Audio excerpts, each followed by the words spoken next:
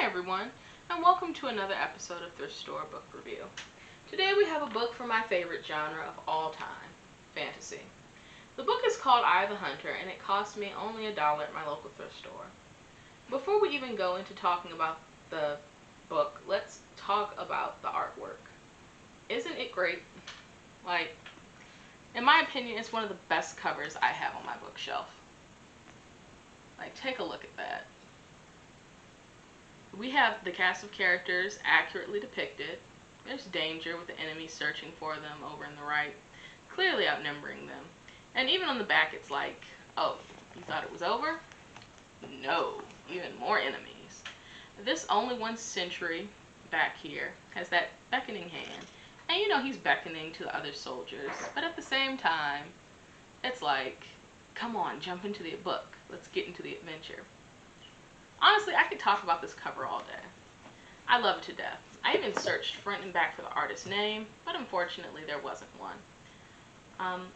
Anyway, now that I've talked about the artwork, let's go ahead and get into the guts of the book.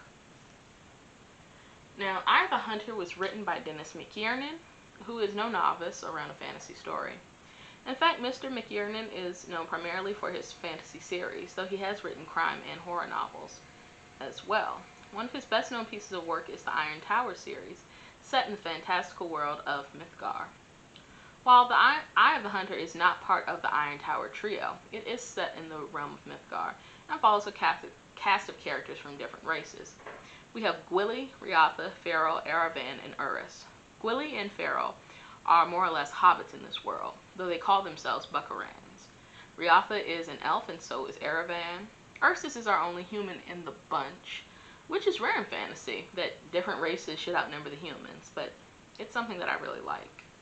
The book centers around these 5 doing their best to stop an evil known as Baron Stoke, who will be at the height of his power when the comet known as the Eye of the Hunter is brightest in the sky. Stoke is a dark magician who controls monsters known as Vulps, and wants nothing more than to control Mythgar and spread his evil over it. He's basically Mythgar's Sauron. Speaking of Sauron, the book holds many similarities to the Lord of the Rings books, and though I've only read this book series once, I could instantly see many parallels, including but not limited to the Buckarans, who are basically hobbits, how the elves live in the different lands they can end up going to, the Vulps, who are basically orcs, and the magic sword Gwili wields, which I can only imagine as being Sting, and much more. While many different authors who write fantasy try to mimic Tolkien's work, McKiernan's works are more than drawn from inspiration. His Mythgar series was originally intended to be a sequel to The Lord of the Rings, but Tolkien's estate denied him the rights and he ended up changing names, doing some different plot points, and calling it his own. Now, some people have given the author heavy criticism and scrutiny, especially because the work so closely resembled Tolkien's. But when you love the fantasy genre, you know that everyone borrows ideas from everyone. You will find similarities in every work of fantasy.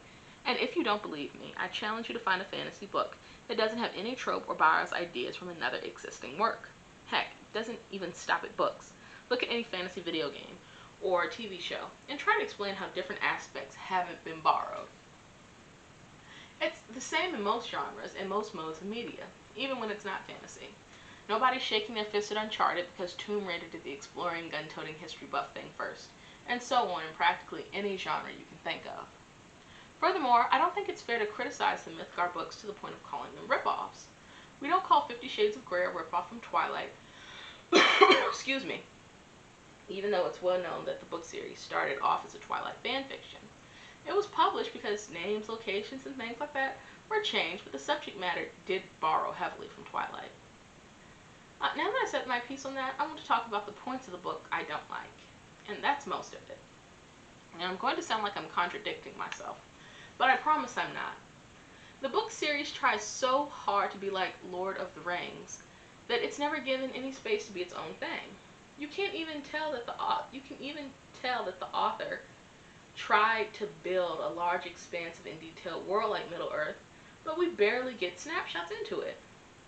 You can tell he's tried to build up this huge story for the world as well, but when it's touched upon, it's hardly ever explained. Everything Tolkien did, this book series tries to do, But by borrowing so heavily from Tolkien, we've deprived ourselves of a book that could have been utterly phenomenal and could have evolved naturally instead of trying to hit all the plot points that The Lord of the Rings did. Excuse me again. Let's be clear. I don't have a problem with getting inspiration from other places, but when it's used as gospel and not as a roadmap, it just won't hold up. I mean, imitation will never be comparable to the real thing. And it's a shame because there are some points in the book that are utterly fantastic. Chapter 25 is called Logoi Ton Necron, and the chapter's name is in a language all its own, if that tells you what you're about to get into. Now, to be fair, I think that the language may be Gaelic or it borrowed inspiration from Gaelic, but again, still really cool to just kind of have this language going around.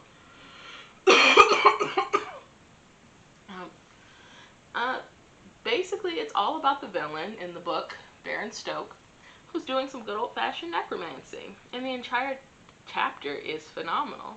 It's fresh and novel and really a step away from the imitation Lord of the Rings the book was trying to be. It just basically did its own thing. I read this book about 3 years ago, and chapter 25 has still stuck with me. It was a masterpiece of writing and genuinely gave me chills. Other problems I had with the book was while the book tried to be its own huge and expansive world, it was just way too similar to our own. Yes, somehow the author managed to make this book both too close to our world and too close to Tolkien's all at once. We have locations that are plainly a stand-in from places like Alaska and some Middle Eastern countries. Now bear in mind that most fantasy locations do draw their inspiration from real-world places, and I'm okay with that to an extent.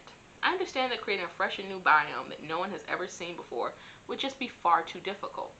We can choose biomes, like deserts, forests, open plains, etc., and make them our own, and even add some cultural things from the people who live there because it would only make sense. But this book doesn't even toe that line. It breakdances back and forth over this line with very little regard for consistency. We hop from interesting elven biomes to just the laziest settings I've ever read in a fantasy book. I'll give you the biggest example, and that's at nearly the end of the book. At the last bit of the book, we find our heroes in what's basically a Middle Eastern country, bordering a desert. Now, it's all fine up to a certain extent. We've got turbans, camels, stunning architecture, lack of water, and things you would no doubt find in a desert biome. It's all good up until that point. Then, the book specifically mentions jihad. What? Why are jihads going on in Mythgar? And okay, we can have holy wars, that's fine. There's nothing different about different places having holy wars, but why specifically call them jihads? In the middle of an Eastern stand-in country. You're telling me that you went through the entire process of making names and words for 3 or more specific races in the book, but you couldn't disassociate us a little more from reality and rename the word for holy war here? This is not just a desert location anymore. This is Iraq with a new label slapped on it. Now I know this is getting a little long, but hold on. We're not done yet with things I don't like. The book also has a bad habit of never explaining how things work or having so quick a resolution that you're left scratching your head and trying to puzzle it out. Excuse me. Urs, for example, who's the only human in the group, doesn't come on until a little later in the book, where he's been frozen in a block of ice like Steve Rogers. It's only later, too, that we learn that he's a werebear. Not even a werewolf, he's a werebear. And okay, maybe it's my fault for not knowing that since I didn't read the first 3 books. But the first 3 books were made in the 80s, and these didn't come out until either the late 90s or the early 2000s, so we had a lot of time set apart. And what's more, he's in love with the elf Riatha, and the book clearly told us at the start that elves and men can't have children together, and elves can't even have children on the world of Mythgar. But these two do, and the book only calls it a miracle, nothing else. It's just let's be happy for him, it's a miracle, hurrah. When the book doesn't want to explain anything, it's either overlooked or called, again, a miracle, and it's so frustrating. Now, fortunately, we've come to the end of my gripes, so I'll tell you stuff I did like about the book. I love the little guys that are supposed to be this world's hobbits. They are another part of the book I would have thought could have been so much better if we just deviated a little more from Tolkien. Obviously, we can't give Tolkien the credit for little people. We already have gnomes, halflings, brownies, kinder, and all manner of small creatures in plenty of fantasy books, but these could have arguably been some of the best. We have Pharaoh, who has just like a bandolier, as you can see right here. This is her. It's just over her chest, and she's really good with them in the book. She's the best one, honestly, in my opinion, the best character. She feels genuine, apart from the Tolkienness this book was trying to go for. While Riatha is trying hard to be Arwen, and Arwen is trying hard to be Legolas, and Urus is trying hard to be Strider, and Gwilly is trying hard to be Bilbo Baggins, Pharaoh is just over there doing her own thing, being an actual fleshed out character, and I love her for it. Even Baron Stoke, who is trying hard to be Sauron and Dracula at once, gives his own vibes and is overall an alright villain, though I could be biased because of chapter 25. In the end, it ends as you expect. The band of heroes vanquishes the evil, the day is saved, there's a bit of tragedy in the end, but nothing that doesn't work itself out, and we get a happy ending for all its own way. Overall, I give the artwork a 100 out of 10, and the book just a 3 out of 10. If it could have just been its own thing, a little bit more, I'm certain it would have had its own prestige that didn't have to compare it to Tolkien. It had so much potential, but it tried just to compare itself to a classic. And when you're too focused on what the other guy did or didn't do, you miss out on your own adventure and your own story. Overall, I think that the lesson you should learn from this series is, do you. Don't look at anyone else. Just do you, and you'll be so much better for it. Anyway, I hope you enjoy the review. That's all I have for today. And as always, I'll see you when I see you.